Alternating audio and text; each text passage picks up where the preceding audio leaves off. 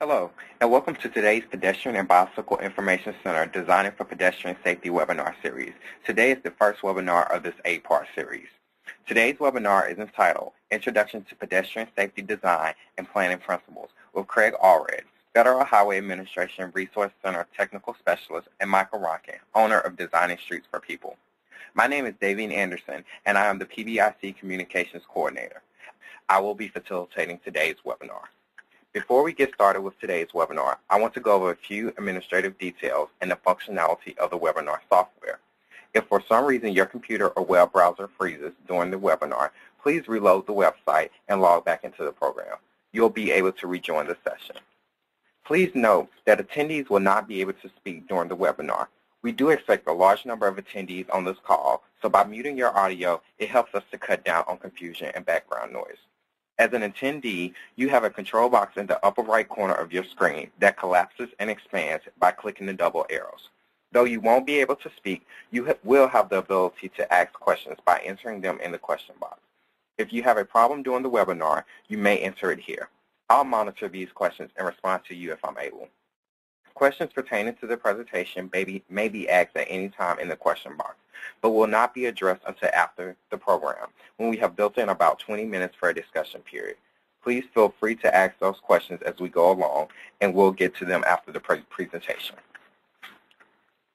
Also, when you exit the webinar, there's a very brief survey that will pop up. We would very much appreciate your feedback on our performance. Following today's webinar, you will receive a follow-up email. This email will be sent 1 to 2 days after the presentation and will include a link to download a printable certificate of attendance for 1.5 hours of instruction. If there are multiple attendees at your site, please forward this link to the other participants so that they can download and print the certificate with their name. Before we get started with today's program, I want to give everyone a little information about what this webinar series is. The goal of the Designing for Pedestrian Safety webinar series is intended to help communities address pedestrian safety issues through design and engineering solutions. Modeled after the Federal Highway Administration and PBIC's in-person training courses Designing for Pedestrian Safety, this free webinar series will cover topics ranging from sidewalk design to road diets. The next webinar in the Designing for Pedestrian Safety series is scheduled for August 3rd, 2010 at 2 p.m. Eastern Time.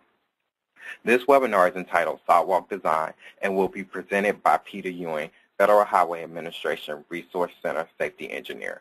Please visit www.walkinginfo.org/webinars to register for this webinar and future ones in the Designing for Pedestrian Safety series. The 8-part series was developed by the Pedestrian and Bicycle Information Center, a national clearinghouse of pedestrian and bicycle-related safety information and resources. We offer information and technical assistance to diverse audiences about health and safety, engineering, advocacy, education, enforcement, access, mobility as it relates to pedestrians and bicyclists. The PBIC and today's webinar are both made possible with funding from the U.S. Department of Transportation, Federal Highway Administration. Today's session will be archived and available for download on our website at www.walkinginfo.org/webinars. In addition to these webinars, PBIC offers 4 different in-person training courses to provide technical assistance to professionals and community members in developing pedestrian safety action plans and improving conditions for walking. These courses can be found at walkinginfo.org/training. Now I'm going to turn the screen over to Craig Allred for the feature presentation, Introduction to Pedestrian Safety Design and Planning Principles. While he's getting set up with his slide presentation, I want to take a quick poll from the audience. Please let us know how many participants are viewing the webinar at your site.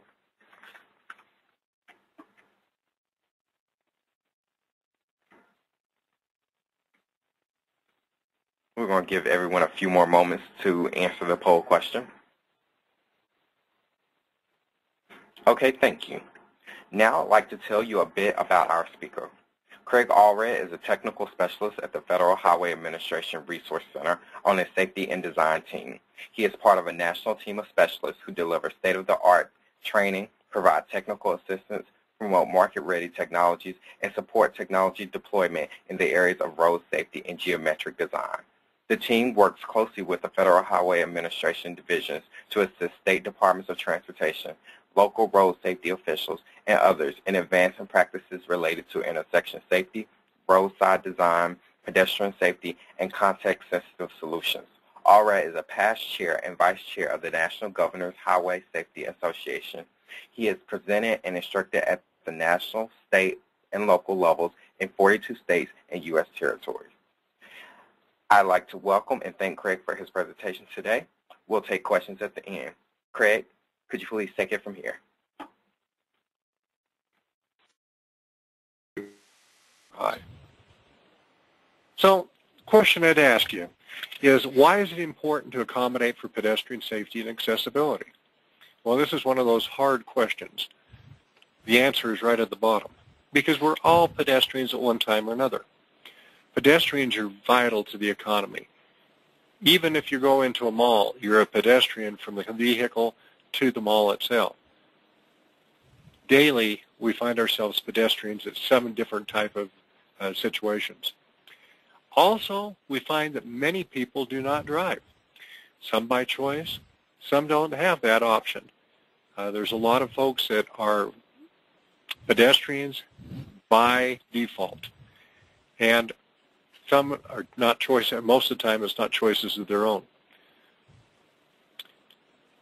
Also, the mode of other type of transportation, we talk a lot about being green and making things better, making a walkable and livable communities. That's a big issue for our present Secretary of Transportation, Ray LaHood. He wants livable communities. And if we don't have pedestrian safety, then we don't have a livable community. It's good for business. How many times do you drive into a store unless it's a car wash? It's important. It's vital. If you don't have people walking, they don't have the access to the businesses fail. We've been finding, and Michael will bring this up in a few minutes, that to really keep a vitality in your downtown, in your areas, you need to have a walkable environment. It's good for business. Pedestrians use and belong on streets and highways. Now, oftentimes this becomes the controversy. Do they really belong? Yes. They need to be a vital part, and we need to incorporate that into everything we do. It's a healthy exercise. One of the programs that Federal Highways has been pushing over the last reauthorization is that of safe routes to school, trying to encourage and working to encourage young people to walk to school. It makes the road safer, and safer for all road users. And why? Because AASHTO, this is a quote from AASHTO's edition, because of the demand of vehicular traffic in congested areas, it's often extremely difficult to make adequate provisions for pedestrians. Yet this must be done because pedestrians are the lifeblood of our urban areas. Look at the vital urban areas right now, the examples all across the country, and they are incorporating planning, design, and building for pedestrians and pedestrian safety. And why? Well, finally, from my perspective and from Federal Highways, the United States Congress has legislated that policy, has told US DOT in T21 back in 1999 that the non-motorized modes are an integral part of the mission of FHWA and a critical element of the local, regional, and national transportation systems. Main Street bicycle and pedestrian projects, they have to be mainstreamed into the planning, design, and operation. Bicycling and walking facilities will be incorporated into all transportation projects unless exceptional circumstances exist. Yes, it is the law, and that is the direction that we are pushing. I'd like to call your attention to the resources that are out there. You've already seen some of the resources from the walkinginfo.org. but also federal highway site, that's safety.fhwa.dot.gov, and NHTSA, ITE, and the AASHTO, NCHRP. I would encourage you to download those, to look at those sites, and really garner the information that's out there. Really can help you out. Michael, are you ready to take off? Sure hope so. This is the tricky part right now. So I'm bringing mine up. Okay, and I think it's up to Davian to do the switch now. It's up on my screen. Yes, thank you, Craig. At this time, we're going to pass it to Michael Ronkin. Mr. Ronkin is the owner of Designing Streets for People.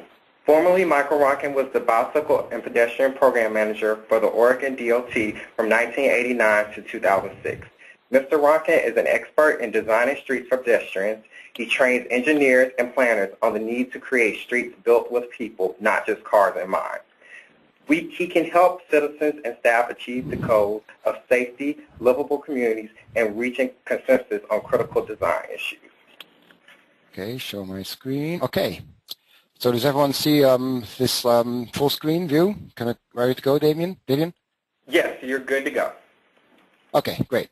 Okay, so when we talk about planning for pedestrian safety, it's not necessarily creating a pedestrian safety plan. There's a whole workshop dedicated to just that.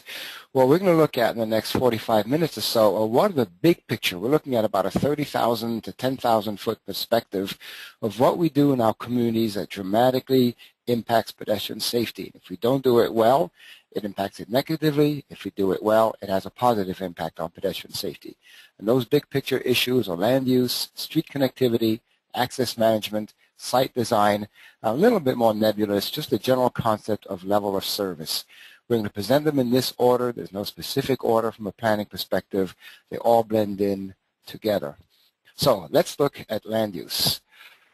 One of the things that we learn as we work more and more in the field of urban transportation is the realization that the reason why human beings choose to live in anything from a small village to a small town to a medium-sized city to a large city of any size, most people do live in communities, is to actually minimize your transportation needs. We live closer together, closer to the goods and services, so we're not wandering all over the place getting what we need.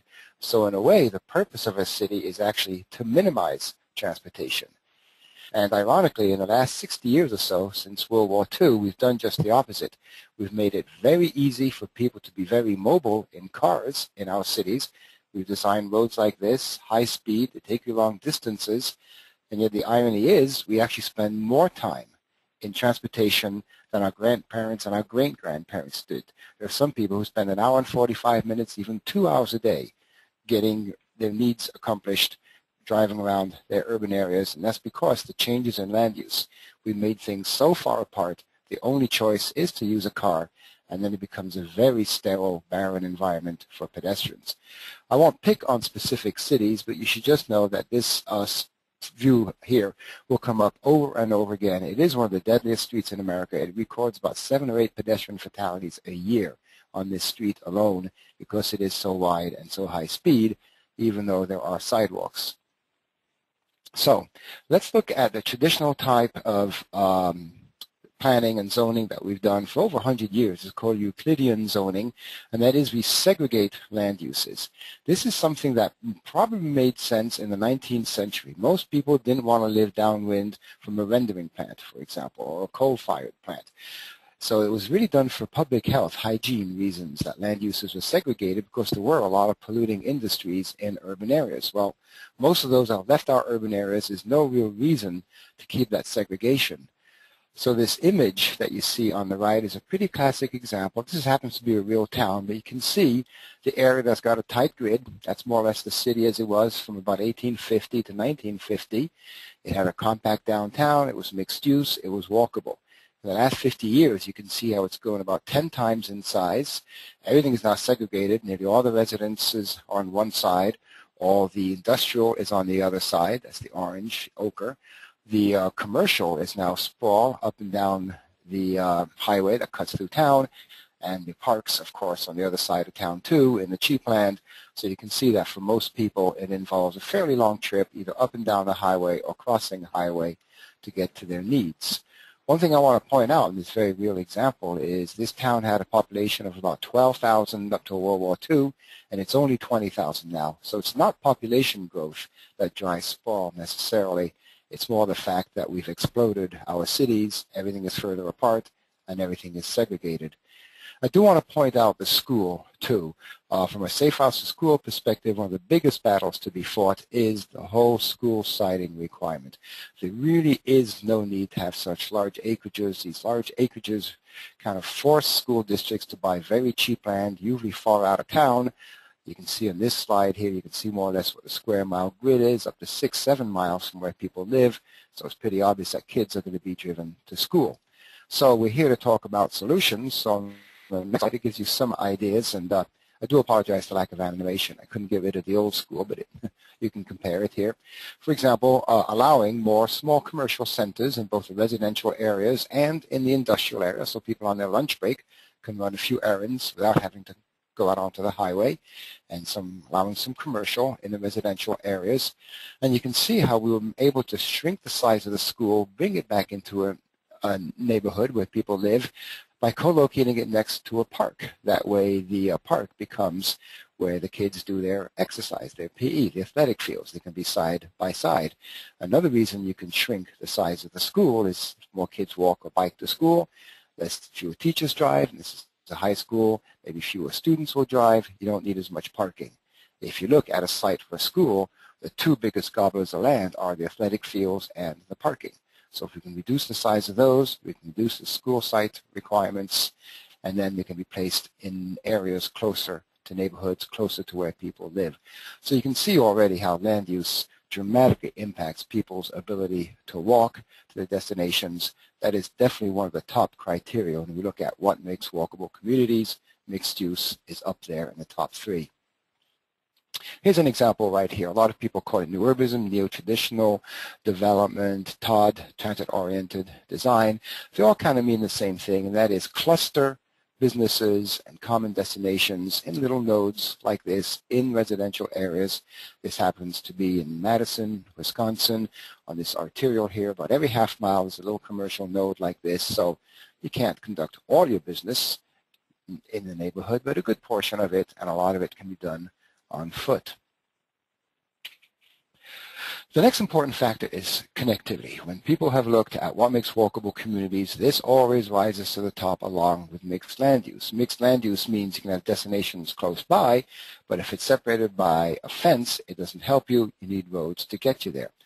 And you can see on the left, we show a modified grid. A grid doesn't have to be an absolute square. There can be some diagonal lines. There can be some offsets. There can be a little bit of curvature here and there.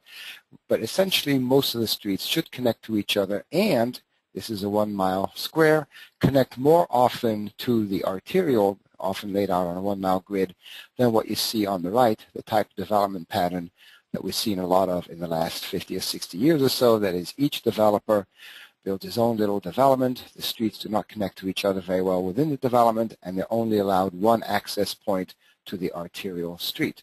So it means that walking distances are going to be great. It's going to be difficult to navigate within the neighborhoods. So it's pretty obvious that on the left, if a kid wants to walk to school, they can do that. They can take streets. If you remember what it was like when you were 10 or 11 years old, you know you'd probably just cut through the neighbor there, take that shortcut straight to school. But the essential message here is if you live a half mile from school, you're going to have a half mile walk. On the right, because of the lack of connectivity, that half mile as the crow flies really becomes about a 2 mile trip if you add it all up. And of course, a lot of kids, in some areas the majority of kids, are driven to school. So if a parent drives the kids to school and comes home again, and if they're a stay-at-home parent, they go back out again in the evening and take them back, that's not 1 or 2, 4 trips that were made. So 4 times 2 is 8 miles of driving instead of 2 times a half mile walk. The other consequence that you can see, and Craig talked about unintended consequences, is we did this on purpose. In one direction, it's all right turns. It's very easy to make a right turn onto a busy road. On the way back, it's all left turns. The roads are busy because there's no circulation within the developments, so everyone has to use these major roads to get around. And you know what happens when people express their frustration at making a left turn. They ask for, and we often get. City Council says, yes, go ahead and put in a traffic signal. We know what traffic signal does to the capacity of a roadway. So it becomes a self-fulfilling prophecy that you will get more and more congestion if you continue these kind of development patterns. So you can see there are many, many advantages to having that connectivity, not just for pedestrians and for bicyclists, even for drivers. If you choose to drive, that's perfectly fine, and you need to go somewhere within your neighborhood, you don't have to go out there on those major streets adding to the traffic. So it has that traffic dispersal effect, too, that a lot of people like.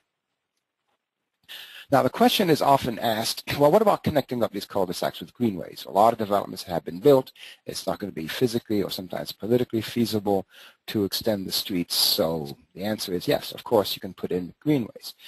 I realize in retrospect, we probably should have drawn a couple more to show that that kid living in the house has more direct way to get to the school. I don't know how many of you have experienced this, but when we do this in front of a live audience, a class of about 35 people, we often ask the question, who here has tried? Usually 5 or 6 hands go up, but people have been in a position to push for this kind of pattern, to try to connect up cul-de-sacs. And then we ask how many of you succeeded, and usually most hands go down. It's very, very difficult to do this politically as a retrofit. The communities that are more successful do this as a requirement. They require the developers to connect up the cul-de-sacs. So it will reduce the walking distances, offers more route choices. It will reduce motor vehicle traffic some if more people can walk to the destinations. It does not have that dispersal effect on the other hand. If you do need to drive to a destination that's only connected by a greenway, you have to go out onto those major roads. But still, 3 out of 4 is not bad. The problem, of course, like I pointed out, is the political battles that often must be fought, the whole NIMBYism of not wanting people cutting through their backyards, which is really too bad because it's such a great community asset to have these connections. By the way, one thing that we find out is once these connections are established, then residents often fight tooth and nail to keep them because they see the advantages of these shortcuts. So another reason why we're presenting this all as one, because everything, pun intended, interconnects. The effect of lack of connectivity on street width. If you have high connectivity, like we show in the top third, here we show the perfect grid, the number of travel lanes per street required is limited to 2. All the streets can just be 2 lanes. As you have less and less connectivity, then the major roads have to be wider because they're carrying more traffic. You can also see that from an emergency response perspective, the high connectivity actually offers far more lanes. In that example, we have 4 roads going east-west for a total of 8 lanes. In the very southern portion, there's only 1 road going east-west with 5 lanes, or 4 travel lanes. So you actually get double the number of lanes in a connected pattern, which means that emergency responders can much more quickly get to a house that's burning or someone's experiencing cardiac arrest. You can imagine in the low connectivity scenario, if someone lives at the end of a cul-de-sac and that street is blocked for some reason or the emergency responders get lost, they could waste valuable time getting there. So this is a very good argument to be made in favor of connectivity over and beyond the ones that I just said. Easier to access, and you don't need as many wide roads. And as Craig pointed out in the beginning, as you'll see throughout this course, wide roads make it very, very difficult to provide safe conditions for pedestrians and walkability. Very, very difficult to cross a wide road safely. So it has a dramatic impact on pedestrian safety. As a matter of fact, the study was conducted about a year ago that showed there were overall far fewer crashes, including motor vehicle crashes, that win-win situation Craig told you about, in communities that had high connectivity versus the ones with low connectivity. So it does validate the points that we've been making.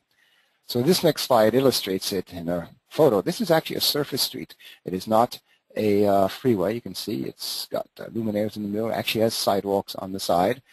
And this is in a community that has very low connectivity. Some of the blocks are a mile long. You cannot get on and off the street for a mile. And that's why they thought it had to be so wide, because everybody uses that street. There's no other way to go around except this very wide road. It also has an impact on the intersections. Every time we show this slide in front of a live audience, we get gasps. And we usually ask people to imagine their community, and they scratch their heads, and they realize, yeah, they got some pretty wide intersections too. And the reason why lack of connectivity leads to such wide intersections is you've not allowed people to enter or leave these streets for so long that when they come to an intersection, very often the majority of the movements are turn movements. People need to get on and off the roadway. And one thing that we'll find out continuously throughout this course, especially in the sections where we talk about intersection design and traffic signals, most crashes in urban areas with pedestrians occur at intersections with turn movements, and most of the crashes of those turn movements are left turns. And you can see in this scenario, there's an awful lot of left turn movement going on. So with more connectivity, you can have more but smaller intersections, which kind of goes against the grain of what was being taught in the 60s and 70s. Since people realized most crashes occurred in intersections, they thought fewer intersections would be safer. But the net result, if you look at it community-wide, is this kind of pattern actually leads to more pedestrian crashes because these intersections are so difficult to navigate. We like to choose, Craig, you notice, I won't name the names of all the communities that are doing a poor job of providing for pedestrian safety, but we do praise the ones that are doing a very good job. And Davis, California is known for its bikeability, but it's also a very walkable community. And this slide here illustrates so many things that they've done well. This is outside of the core downtown that was developed prior to World War II, which is a classic grid. So this is the more suburban area, about 2 to 3 miles from downtown, that was established. Streets were more established along the curvy linear cul-de-sac type pattern. But look at several things that they did. First of all, those aquamarine lines show bike lanes on the major streets. So the streets have bike lanes. This is part of their bike map. But you can see that the cul-de-sacs are connected not necessarily by a trail, by a linear park. Those green swaths between 60 and 80 feet wide. And you can see how the ochre color trails that link them go back and forth, and the reason for that is instead of just having a trail down the middle, these little triangles create little pocket parks, big enough to have a family picnic and a game of Frisbee. I don't think you can play a game of softball in there, but they're little mini parks. And the other thing that you can see, and this goes back to the point that I made earlier, they provide many, many schools. You can see how many schools there are just in this area right here. They're in the neighborhoods. And they are combined with a park. So the school does not have an athletic field. The kids go use the park for PE. And the one major obstacle that you can see, that State Route 113 there on the right, is actually built to a freeway standard. It has a bridge over it. So again, this slide illustrates both the connectivity and the land use very, very well. A community that was very well planned, that has very, very low pedestrian and bicycle crash rates and very, very high rates of walking and bicycling. And that's something we'll keep coming back to over and over again throughout this series of webinars. The safety in numbers has been proven over and over again. So you shouldn't fear doing things that encourage more people to walk. It will lead to safer conditions if you do it right. Okay, the next subject, and I would like to remind, like David said at the beginning, I have plenty of opportunities to ask questions at the end, is access management. Access management is something that started becoming talked a lot about 20 years ago, about 1990, and when it was first addressed, pedestrians and bicyclists were never mentioned. It was all about how it would make safer conditions for drivers and how it would improve the capacity of the roadway. So we took a look at it and we said, you know, there are some advantages for pedestrians too to reduce these number of driveway conflicts. The next webinar, when we talk about sidewalks, you will find that sidewalks pretty much eliminate walk-on-the-road crashes. Very, very rare for a pedestrian to be walking on a sidewalk, to be hit by a car that leaves the roadway and hits the pedestrian. On the other hand, you do get a lot of driveway crashes, people pulling in and out of driveways. So by reducing those, we can improve pedestrian safety too. When Craig talked about walkability, we want pedestrians to feel comfortable. I think we've all faced this situation, whether you're one of those two pedestrians or you're that driver. It's very, very frustrating when the driver only has one goal: pull out into traffic, look for a gap in traffic, doesn't want to hit the pedestrians. You can see how one pedestrian chooses to take the risk with the roadway, the other pedestrian chooses to go behind, and you know, there's no real explanation as to why some people do one or the other. It just creates confusion. So this is, again, one of those win-win situations that Craig talked about. By cleaning up the driveways, we can improve conditions for everybody. Now, this is normally something that we ask in a quiz format, and David, I never really thought of asking you, could we do a quick poll? We usually do by a show of hands. But you can see that the two basic techniques to control or limit accesses are, number one, put in a median instead of a center turn lane, or if there's no center turn lane, put in some kind of road barrier, so left turns can be made in and out of the driveways. And the second technique is consolidate the driveways. If it's one property owner, it's easier to negotiate. If there's several property owners, sometimes it is possible to talk them into a shared driveway, especially if it's on the property line. The advantages to the property owners is, as you can see, it increases the amount of land available for something else than just a driveway.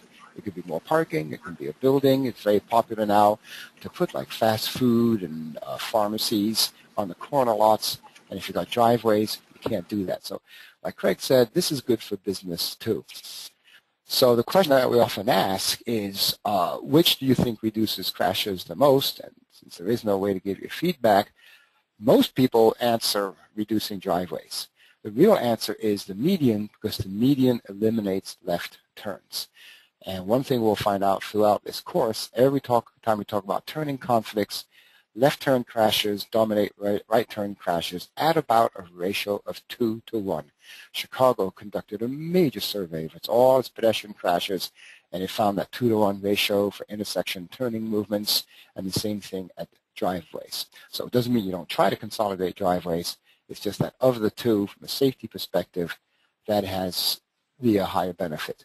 The other advantage of the median for pedestrians, you'll find out in the third or fourth webinar, street crossings, it does enable the pedestrian to cross the street in 2 steps, which is a lot safer too. Now this slide always gets a lot of laughs. You can see the last time we were able to close a driveway from a safety perspective, right? You can see the price of gas up there in the left-hand corner. It is difficult to do. There is no doubt that some of these measures that we know improve safety are politically difficult to swallow, and yet I can guarantee you if people need gas, they're going to get gas. If it's 2 driveways instead of 4, or none at the corners, and you need to get gas, you're going to pull in there. We've never heard of a gas station going out of business because the driveways were limited. Not eliminated, just limited. It definitely makes it safer for all users, for drivers, for pedestrians, and bicyclists. So, Craig, I'm really glad you mentioned those win-win situations. We'll try to point them out to you every single time. It's mostly a question of political will. We know the techniques. One thing that we do caution, though, is some jurisdictions have taken access management to the point of actually limiting street access. And like we showed earlier in the connectivity slide, street connections are important for pedestrians so they can navigate around their communities. On the left, I don't think we even show all possible turn movements for pedestrians and bicyclists, for example. But you can see they're almost unlimited on the left. On the right, if those 2 side streets are severed and a non-traversable barrier is put down the middle, then the only possible movements up and down the main streets, people can't get to those side streets, so they have to go up to the nearest intersection and backtrack, adding walking distance. Less likely they'll make a walking trip. We also have to make one pretty basic assumption about human nature, and that is we're pretty lazy. And if we have an opportunity to make a short trip versus a long trip, we'll choose the shorter trip. They can be reconnected. Just kind of the opposite of severing driveways here is making those connections. Politically, it's fairly easy to do at the time a street is being severed. If a street is being severed for a reason, then that strip of land is still in public ownership. After the fact, it is harder. You have to be able to acquire, for example, on the left, that strip of land between 2 properties. One city, Boulder, what it does, if it has connector that it wants to build, and one of those properties gets on the market, it buys the property, dedicates the 20-foot right-of-way, builds the connection, and then puts the property back on the market 6 or 8 months later with, a few hundred less square feet of property. That's just one technique that one city uses. Here's an example right here where this was done very successfully. You can tell that this local street coming in that close to an intersection did cause some safety problems, so they did sever it. And you can see the new concrete there where they did put this wrap the sidewalk around the cul-de-sac and made that 45-degree angle connector right to the intersection so people have access to the local streets. Okay, next we're going to talk about site design. Everything that we've talked about so far has been planning from a highway, roadway, right-of-way perspective. Well, granted, the access management deals with driveway placement, but still it deals with how the roadway functions, how streets are laid out. Site design is what happens when you're off the street on the site itself. And there's no doubt that in what we call auto-oriented street designs, the sites are designed for easy access by car, making it oftentimes very difficult and even dangerous for pedestrians. Craig mentioned all the unreported crashes. One thing we do know is that the majority of crashes that occur in parking lots and driveways are not reported because it is mandatory to report any injury crash with a pedestrian that happens on a street or highway, so within the right-of-way. There is no such mandate for private property, so we just don't know. But several studies have been done looking at hospital records, and we do know quite a few people get hit in driveways and parking lots. So a more classic layout, this is the desirable one that we show on this graphic. A more classic one would be to have the convenience store stuck in the lower right-hand corner, all the parking in front, sometimes wide open access. So pedestrians either walking along the sidewalk or in constant conflict with drivers pulling it out, in and out of the convenience store. And then if they do go to the convenience store, they have to traverse the parking lot. This puts the convenience store right at the corner. It's visible.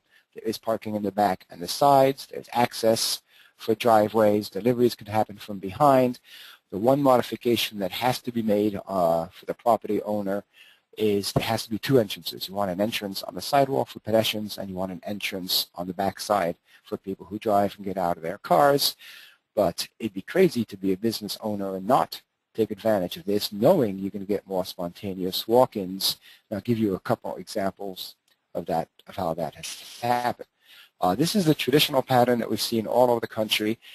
It kind of befuddles me why we hear so much resistance from business owners to any change, because it's pretty obvious that this restaurant has failed.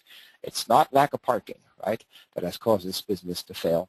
And you can see how it's really not very tempting, not inviting for a pedestrian to cross that sea of asphalt to get to the front door. In this example here, you can see it's an old bank. I won't question what happened to the bank, why it went out of business, but it's now a cafe. It's doing very well. It's a majestic building right at the back of Walk. This is old. We'll show you some newer developments that follow the same pattern. So you can see how a pedestrian can directly enter the building, direct access without having to traverse a parking lot.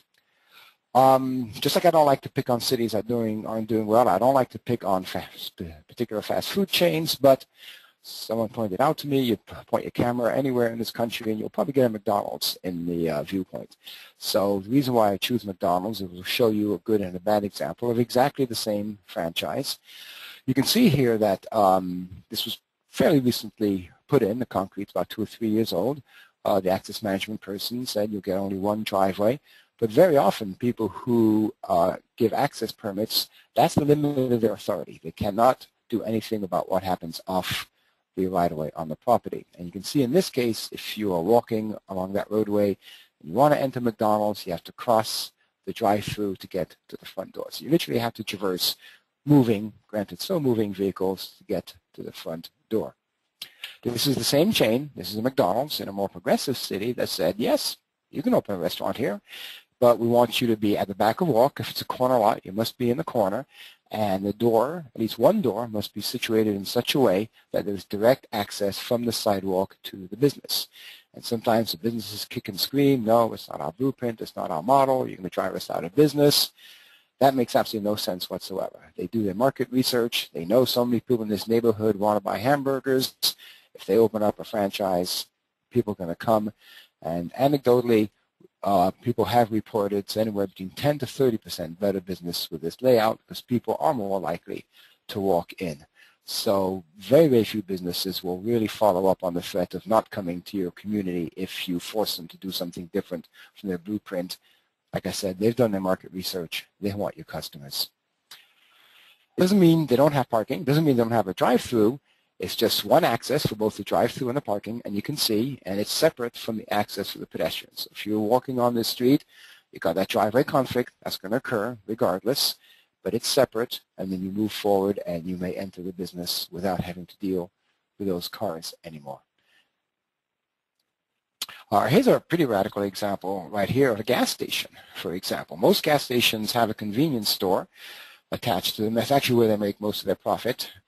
And the convenience store is often the main shopping place in a lot of communities, so why not turn it around? Have the convenience store facing the street with direct access and cars enter from the back. You can barely see it, but the door for pedestrians is on the far left of that photo. These are very rare examples. This is something that people are talking about more and more since so many people do shop at these convenience stores. Let's make them really stores with gas in the back instead of all the pumps in the front, and you have to navigate your way through that to go to the convenience store. So it's really turning around that model on its head. Here's an example here of a retrofit of a conventional strip mall where there are 2 rows of parking between the sidewalk and the entrances to these buildings. But you can see they did make a little bit of an effort. They created a little pedway there and that curb extension. They did paint a crosswalk. There's always room for improvements. When we do this in front of a live audience, we usually ask, what could you see in the way of improvements? And most people would say, well, move it over 1 stall, so some direct line. Why have that little bit of crook in there? And a few people suggest, since most parking lots have speed bumps anyhow, why not make it a raised crosswalk so it acts as a speed hump too? And so there's room for improvement. But still, the idea is pretty sound as far as a retrofit goes. If you can't bring the buildings to the back of walk, what can you do to give better access to pedestrians? Like Craig pointed out, we really don't know, but we do know that quite a few pedestrians are hit in this situation. I've been showing you fairly small-scale developments like fast food and gas stations. It applies to big boxes too. This is a big box set way, way in the back in front of a sea of parking. But you can see this community did require direct access. And people often say, well, who's going to walk to a big box? Well, a lot of people do. You can go to a big box just to buy toothpaste on sale. They also have many employees. Many of them don't have cars. Very often, if they get there by bus, the bus does not want to waste time going in and out of the parking lot, so it just drop them off at the curb. This gives them a direct access to their place of employment, too. It really makes no sense to think that this is anti-business. Craig, we're not anti-business. We're very pro-business, and we want to make sure that all people have access to businesses. Now, I have to point out that the majority of the course from here on out, the 8 or 9 webinars, I hope you attend them all, will be dealing with what can we do as designers, engineers, planners within the public right-of-way. This is something that is outside of the right-of-way. This is what planning commissioners, city councilors deal with every day, and this is something that we can try to influence from the public right-of-way perspective. In smaller communities, I've spoken to quite a few planning managers who say, yes, we do both. We can regulate how the roadway is designed and how the site is designed too. In larger communities, that's often not the case. So we hope that you think about these aspects of planning for pedestrians that go beyond the right-of-way. And finally, this is where we get a little bit philosophical here, but Craig, I really like the way that you set the stage, because this is going to come back over and over again.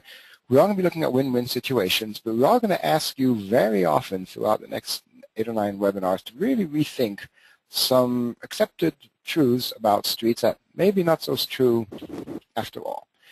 You've probably all heard the term complete streets. It's really spreading like a wildfire across the country to the point that it makes you wonder, why would anyone build an incomplete street, right? Like an incomplete house? Yeah, I think I'll have 3 walls. Forget that 4th wall. You know what? I'll save money. Don't put a house on my roof. Don't put a roof on my house, okay? It'll be cheaper. It's absurd, right? Well, same thing with streets. In 20 years, people will question, why did they ever build streets without sidewalks or without bikeways or without trees or without life on the streets? So it's about mobility for all modes, but it's also about access, like we just talked about. It's also about thriving businesses and beauty. There's far, far more square mileage or areas dedicated to streets than to parks. We like beautiful parks. We actually spend more time on streets than on parks. Think of streets as linear parks, as places of beauty, as places for interaction, and also for mobility, and then you've got a complete street. So this next series of slides is Photoshop, I will grant you, showing how we can transform a street. It's actually not all that bad. You can see it does have some trees. It's got some buildings at the back of the walk. It's a 5-lane section with on-street parking, and through some of the changes that we recommend. And Craig mentioned road diets. I think later on in the course you'll look at how narrow travel lanes can be narrowed, how medians can be put in, different colors, different textures, buildings and more buildings brought back in, more trees being planted, more people on the street. And the point that we try to make here is that all of these planning factors that we talked about and all this push to create livable and walkable communities will have a very positive outcome, and that is safer conditions for pedestrians. Several studies have been done to show that on these kind of streets, even with more people walking, you get fewer pedestrian crashes than on those barren streets with few pedestrians that people travel at very high speed, not expecting to see pedestrians. I know Craig does a class on roadside safety. Some of the lessons learned for rural highways don't necessarily translate to urban roadways where you want driveways to know they're in an environment where things are going to happen, and among those things are pedestrians. And finally, the impact of level of service. This has been discussed a lot in the last 15 years or so. I was in at the very beginning where we started to question, does the level of service in the Highway Capacity Manual, do those measures really adequately capture what it's like to be a pedestrian or a bicyclist on the roadway? And the answer was a resounding no. I think you're familiar with the level of service concept, and you can see here this would represent level of service A for drivers, means you can drive unimpeded. And ironically, the Highway Capacity Manual in its measurement for pedestrians also gave this an A because you can walk down that sidewalk and you're not going to bump into another pedestrian. It basically thought of pedestrians as drivers without cars. Their only desire was to walk, and to walk fast unimpeded. Well, you can see that it's a barren environment. There's no shade. There's no place to go to. Very, very unsafe to cross. I think very few people, if you showed them this slide, would just say this is a great experience for walking, and they'd say no, it's not a great experience. So obviously things have to be revised because the Highway Capacity Manual gave this an F. There are too many pedestrians, people are bumping into each other. So there are several efforts out there, and the new Highway Capacity Manual captures a lot of these. The Florida DOT was a real leader in this, in trying to capture what it is, not just quantitatively, but qualitatively, that people want as an experience on foot. And they want interesting places to go to. They want shade. They want other people. They want wide sidewalks. They want to be able to cross the street safely. They want low traffic speeds. They don't necessarily want low traffic. We're not talking about low traffic volumes, but low speeds, so it's easier to cross the street and you don't feel as threatened by cars whizzing by you. So the new Highway Capacity Manual is doing a much better job of taking all this into account. So why are pedestrians at high risk on the street? It's a very wide, multi-lane highway, very high speeds. Those are two factors that come back over and over again in risk factors for pedestrians crossing the street. High speeds and multi-lane. It's an exponential relationship. A 4-lane road is more than twice as difficult to cross as a 2-lane. A 6-lane road is twice as difficult to get. It about doubles every time you add a lane, the difficulty in crossing a street, because there's just so many conflicts that you have to look out for. At the other end of the spectrum, a street like this, which is really quite busy. I'm very familiar with the street. It's Water Street in Vancouver, British Columbia. It's got transit, it's got cars, it's got bicycles, it's got on-street parking, it's got businesses, it's got a very, very successful street. This picture was taken in November when it was kind of cold and rainy day, a lot of people out there.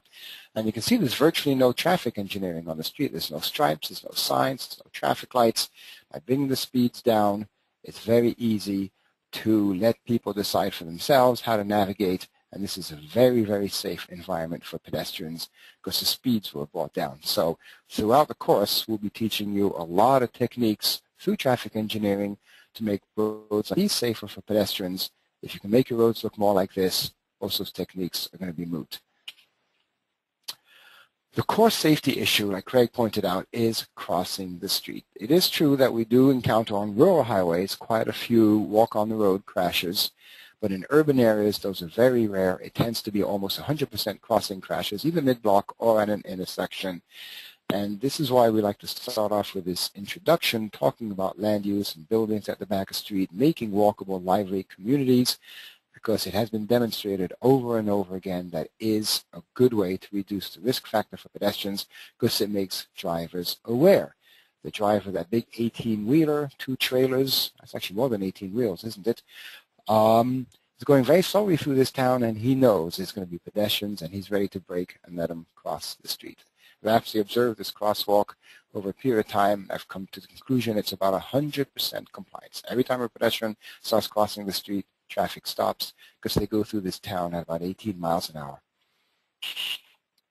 So we're going to be looking over and over again at reinventing our roadways. This is a very typical roadway that was built probably in the 1960s using the design guides of the time, and very little, if any, thought was given to pedestrians. No thought was given to bicyclists.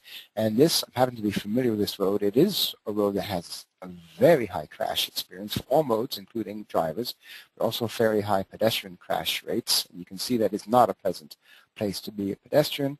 And thanks to the magic of Photoshop, we're going to transform it. So you can see the changes that we brought into it.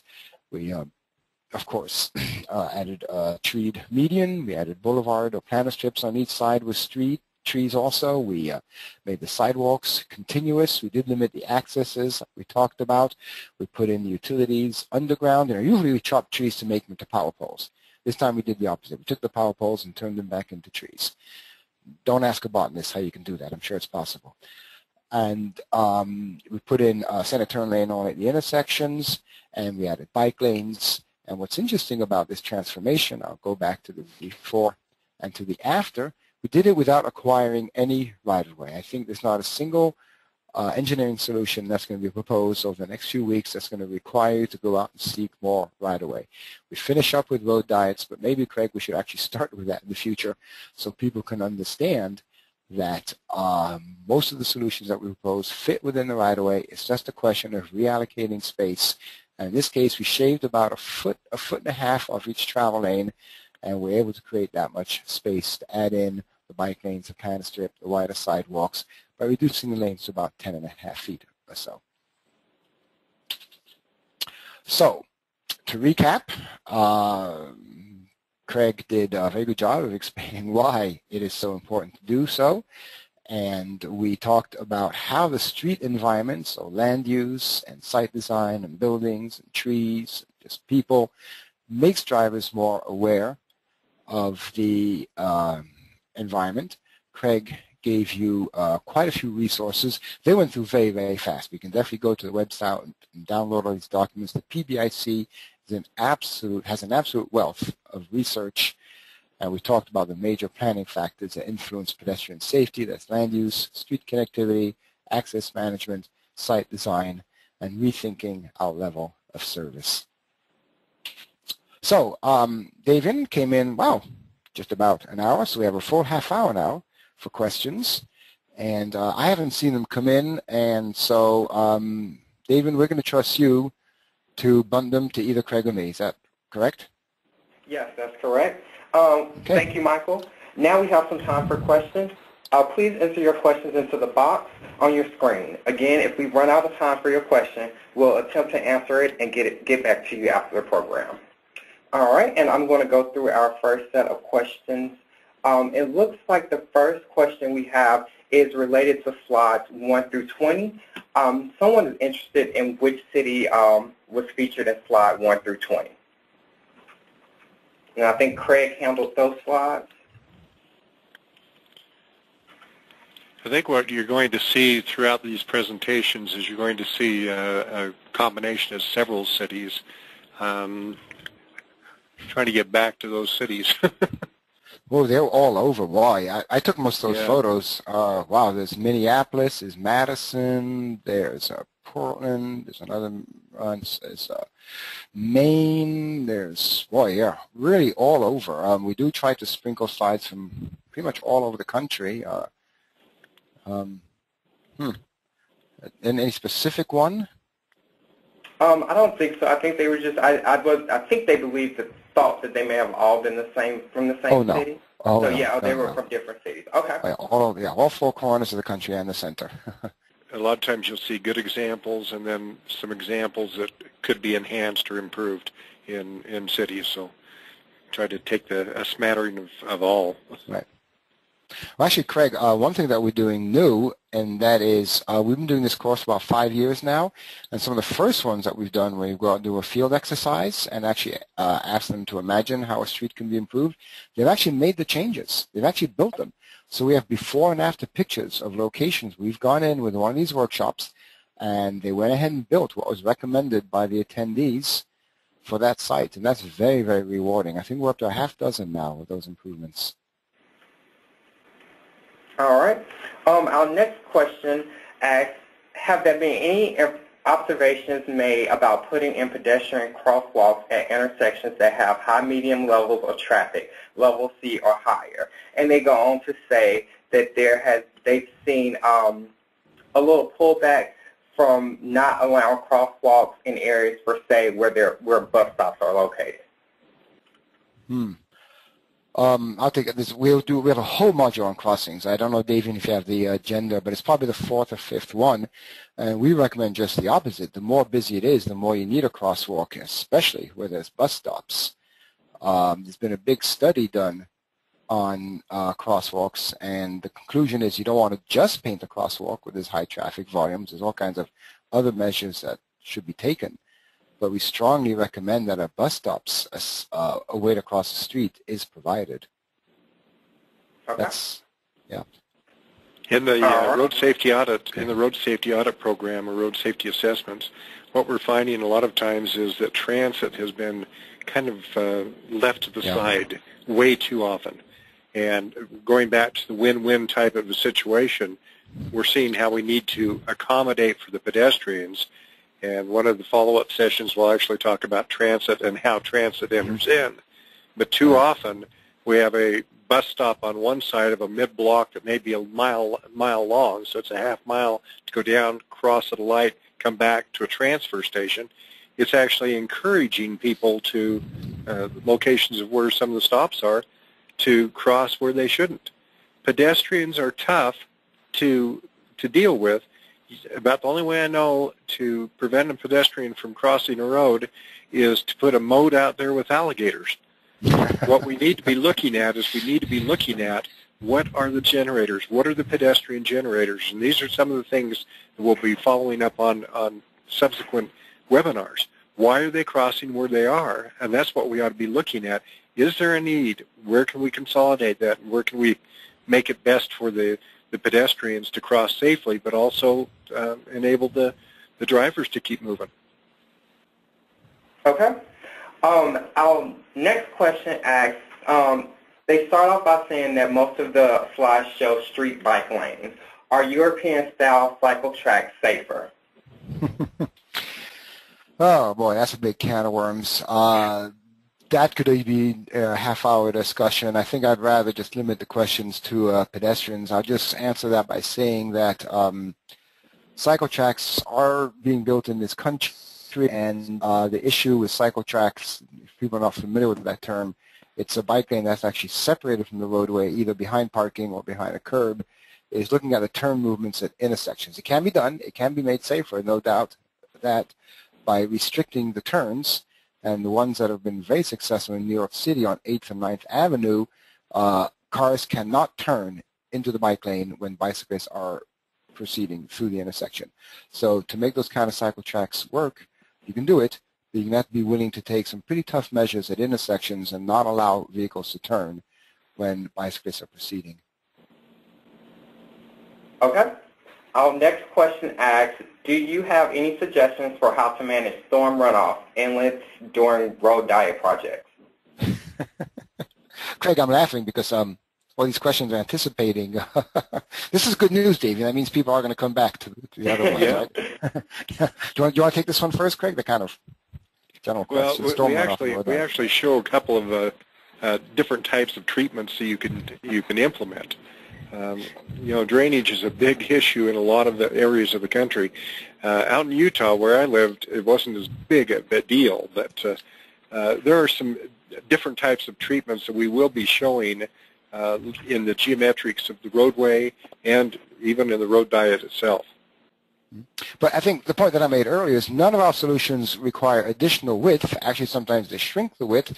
So one thing you can look at is this unused pavement out there. Instead of just putting like a concrete island, it's more expensive. You take out a jackhammer, you take out the asphalt, you go down to the subgrade, and you make it pervious again instead of impervious. So like curb extensions, crossing islands, triangular right turn slip lane islands, those are all opportunities to remove impervious surfaces and replace them with greenery. So if anything, the concepts that we propose can usually end up resulting in less rather than more pavement. Okay, great. We have another question. It says on the final slide showing a reduction of 9.5 feet lanes, how are large trucks accommodated? No, 10.5.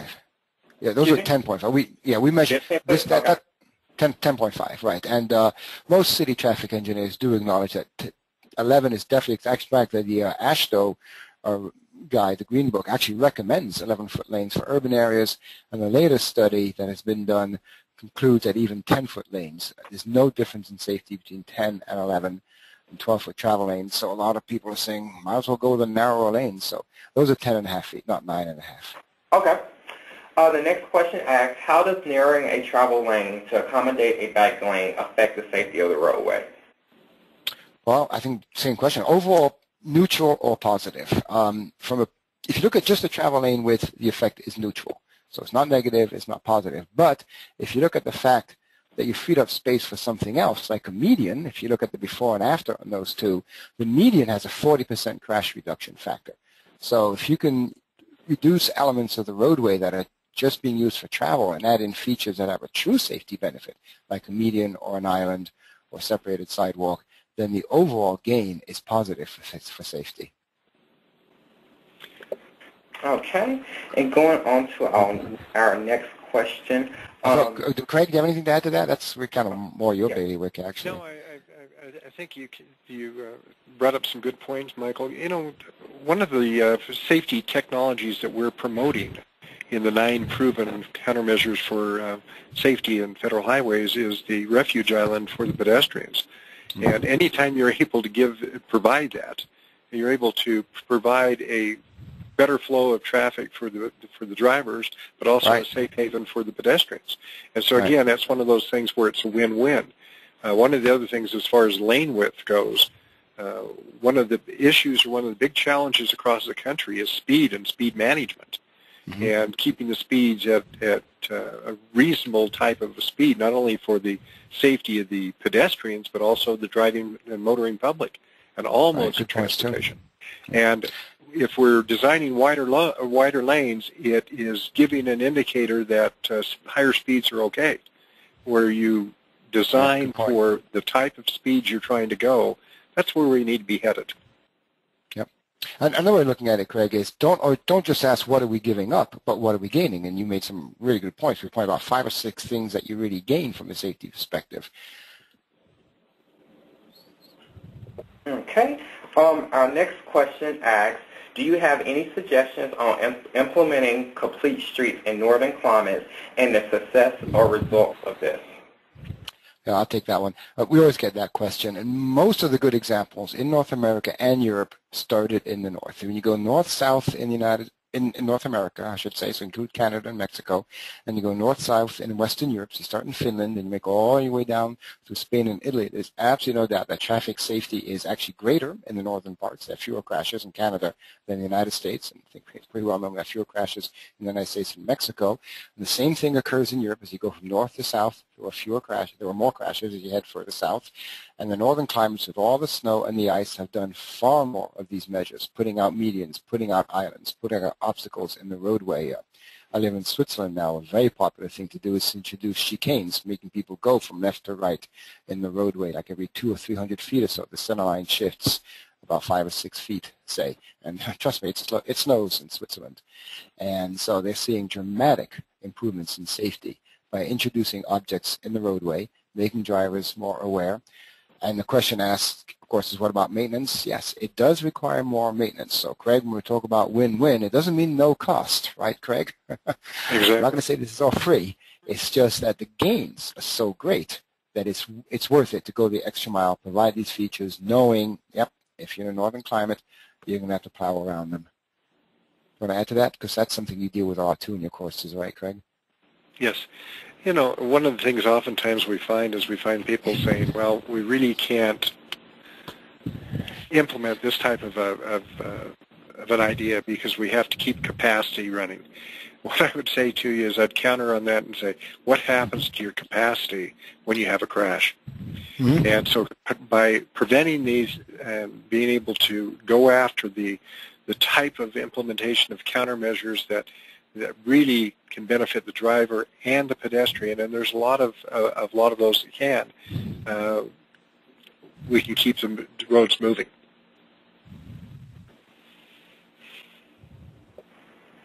Okay, and we'll move on to our next question. The next question says, in an instance where you begin to move buildings closer to the roadway, you may limit the ability to obtain right-of-way and widen the roadway for essential capacity improvements that may become necessary in the future. How do you typically respond to that issue when it is raised? I'd say that's true. It's a statement of fact, and that's true. You're limiting the roadway. That means the community says, we don't want the roadway to be any wider. One of the things that's interesting, looking at the future, and Craig, I think we still show this slide in the road diet portion, and that is overall in this country, VMTs have leveled off and actually going down across the country. So the national picture is that people are driving less, and we may start seriously reconsidering these 20-year projections where we always project more traffic in the future. A lot of communities have seen dramatic reductions in VMTs. Roads that were carrying 20, 25,000 are now carrying 15, 16,000 vehicles a day. I'd like to point out other techniques like better street connectivity, right? Give people more options so they're not always on that roadway. As we see improvements in public transit, for example, all these other steps that can be taken. All kinds of demographic indicators out there. The latest, for example, Craig, I know you're very closely involved in this, a graduated license, meaning fewer young people are driving. A lot of people are waiting till they're 19, 20 before they get their license. So I think we're at a crossroad now where we have to question that assumption that traffic will always increase. A lot of communities are saying, we want this road to look like this now and in the future. Well, a lot of the roadways too, Michael, we've gone to a point where we look at the more lanes, the more capacity, and that's not necessarily the case. When we talk about the road diet, for example, typically with the road diet, you're able to carry more traffic than you are on a 4-lane road by going a 2-lane and a continuous left-turn lane. Yep, and you mentioned the connectivity. It's a vital part of this is we need to be planning, we need to be thinking a little bit different than what we have. New way of looking at it, isn't it? Yep. And there's great examples out there too. As we go along, you'll see some more examples brought into play with these other webinars. Thank you, Michael and Craig. We have the next question. It looks like we have two similar questions, so I'll just combine them into one. And it just talks about types of streets that are pedestrian friendly. So the first question asks, are one-way streets more or less pedestrian friendly, all things being equal? And it asks a question about regarding roundabouts. Oh boy, this is a tough audience, Craig. That's the really tough question. The one-way. Wow. How about you take roundabouts? I take the one-way, and then we jump in like we have done. Okay. Why don't you start with roundabouts? Go ahead, because I know you know more about. Go ahead. I know. The roundabout is in many areas is controversial, and they're saying the first thing is how do you deal with pedestrians at roundabouts? One of the greatest advantages of roundabouts, and you're seeing this technology, in fact, it is very, very difficult, if not impossible, to even figure out how many true roundabouts we have in the United States right now. But they're growing at a phenomenal number and a phenomenal level.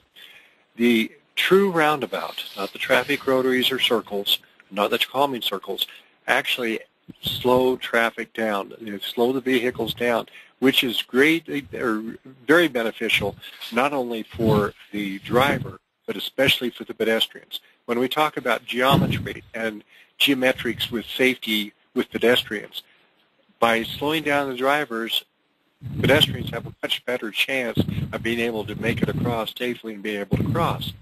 Now, the point often comes up about, well, how about those who are visually impaired? And that is something that we continue to work with the Access Board, and it is a challenge. But also in that same light, the challenge is coming also with the vehicles that are noiseless, a lot of the hybrid vehicles. There are ways, and when we talk about the roundabouts in particular, there are ways of just setting back a little bit, but we're splitting up the crossing, giving a refuge area for the pedestrian, so they're having to cross less lanes. There are ways, there are techniques, and we're still looking at it. In some situations, moving the crosswalk back further down the road, and what that's doing is it's providing for stacking, and in a couple of locations even having to go the route of signalizing a pedestrian crosswalk. Michael, do you have any? No, yeah, I mean, you hit the key points, slowing traffic down. I mean, the crash record for roundabouts is very, very positive as far as crash reduction for all modes.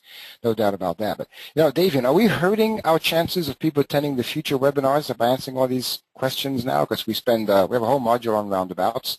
As far as the one-way street goes, in general, the consensus among urbanists is that two-way streets are preferable. They're definitely better for business and for livability because drivers can see both sides of the street, better access to business. And by having that friction of traffic coming at you, they tend to be slower. But one observation that I and a few others have made is sometimes the wrong question has been asked because very often one-way streets tend to be excessively wide. It's not uncommon for a couplet to take the previous main street, which maybe had 4 lanes of traffic, 2 in each direction, and when it's made one way, instead of just sticking to 2 lanes of traffic, there's now 4 lanes. So people are not really comparing apples to oranges. If you compare a two-way street with 2 lanes in each direction to a one-way street with 4 lanes in that one direction, there's no doubt that 4 lanes in one direction is going to be a lot more dangerous because people can just really fly down that street. And it's going to be a lot more difficult to judge gaps and things like that. So one thing that is often being proposed is look at limiting the number of lanes in each direction on any street to just 2, never more than 2 in each direction. If for capacity it's felt that you do need more lanes, then you go back to connectivity. Why do we have so much traffic just on that one street? And many, many cities are undoing their one-way pairs or their whole one-way grid, turning them back to 2 ways. I just spent a few days in Minneapolis, and I don't mean to pick on Minneapolis if anyone here is from Minneapolis, but that has nearly nothing but one-way streets through the downtown, and the downtown is pretty dead. They were put in place about 40 years ago to help empty downtowns when people left work at 5 o'clock, and they succeeded very well. So it's more than just a question of pedestrian safety. It's also looking at the intent. Were one-way streets put in place to empty a downtown? And if so, then they should be questioned. And when we look at the road diets, we look at reducing the number of lanes on a one-way street, too. Okay. Our next question asks, do you know of any studies using a DDI, divergent diamond interchanges, for reduction of left turns? And they say that this seems to be new to the USA but popular in Europe. Wow, these are, really tough questions. Yeah, they're really tough ones. Missouri. I was involved in this. Go ahead. Yeah, I just looked at one in Missouri that, and they just are getting ready to open one up in Utah. Don't have a lot of experience with those. Yeah. I was involved in the design of one at ODOT when I was still working there. I saw no fatal flaw for the pedestrians. It was still able to get the pedestrians across it and to make the intersections work. But again, there's an entire module on interchanges coming up, and I don't think we necessarily talk about diverging diamonds because they are so new. But I think one of the things we do on it, Michael, is we talk about breaking it down to less complex and it's multiple crossings instead of just one. There's a lot of new intersection types coming into play right now.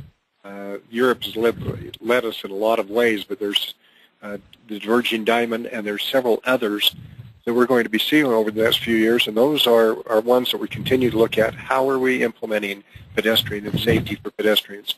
And some of them are going to be a challenge.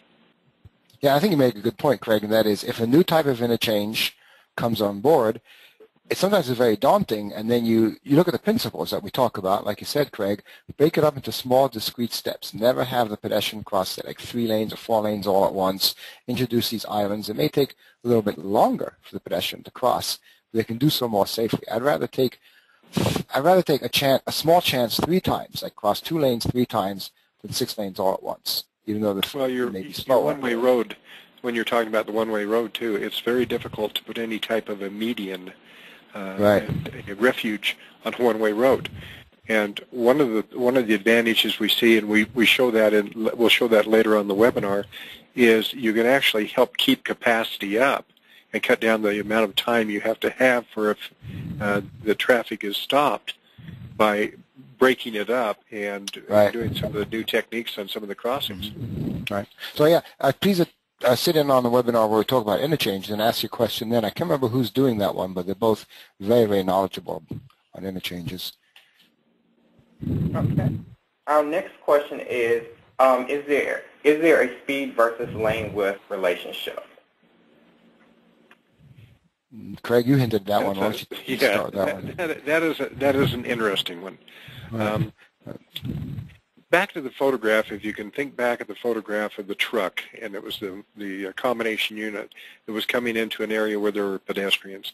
There are signs that if you think of coming from a rural to an urbanized area, or even the suburbs, sidewalks, signage, curb and gutter, all these type of things help give you a guidance for speed and gives you a comfort level for what speeds you ought to be going at. As far as, I don't have a good answer as far as what speed and what lane width. There are areas, though, that we're finding that are actually cutting back the lane width to a point, usually no more than 11 foot. But what they're doing is they're in a suburban area. What you're doing is you're sending a message. It may be subliminal, but it is a message that this is an area where it's time to slow down and let off on the gas a little bit. I don't have a good tight answer on that one. But no, I think, Craig, I think you hit the nail on the head, and that is not as the lane width itself, it's the friction that's happening on each side of you. So let's take two extremes. If you had a single lane, and that lane was, say, 12 feet wide, but that's all that there was, but you had 4 lanes, and there were 9 feet wide, there's no other traffic on the road, you know which one you're going to go faster on. You're going to go faster on the 9-foot lanes because there's 4 of them. So there's no one on either side of you, right? So it's more a question of what is occurring immediately adjacent to you as a driver that tells you what your right foot should be doing, rather than just those 2 stripes. If those 2 stripes are concrete barriers, of course it'd have a big influence on you. You don't want to hit concrete, but there's no harm in hitting paint, right? So it's really what's beyond the paint that matters more than the actual lane width as far as speed goes. So again, it comes back to if you can narrow the lanes and put something else instead, like a planted boulevard or a median or a bike lane or some sign of activity out there, that is what slows traffic down, not the exact measurement of the lane width. Okay. Thank you, Michael and Craig. Unfortunately, that's all the time we have for discussion. If we did not get to your question today, we will be addressing all of the submitted questions and posting them to the webinar page on our website. And once again, that is www.walkinginfo.org/webinars. Once again, the recording and transcript of today's program, as well as a PDF copy of the slide presentation, will be available in about a week.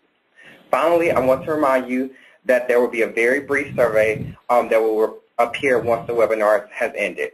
Again, we very appreciate you taking a moment to complete it. Thank you again to our speakers, Michael Ronkin and Craig Allred, and thanks to everyone that attended today's PBIC and Federal Highway Administration Designing for Pedestrian Safety webinar. Thank you and have a great day.